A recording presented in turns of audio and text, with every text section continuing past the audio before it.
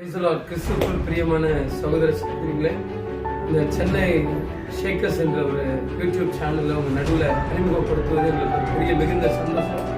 கர்த்தர் கிருபையாக இந்த பேரை எங்களுக்கு கொடுத்திருக்கிறார். ஆண்டவருக்கு நன்றி.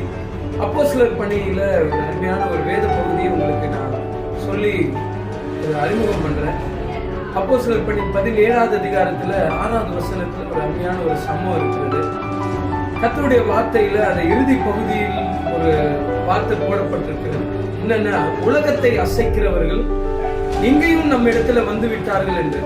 அருமையான தேவ பிள்ளைகளே, நம்மலாம் இந்த உலகத்துல வாழ்ந்து கொண்டுதான் இருக்கிறோம். ஆனா இந்த உலகத்தை அசைக்கிறவர்களா நம்ம இன்னும் மாறல.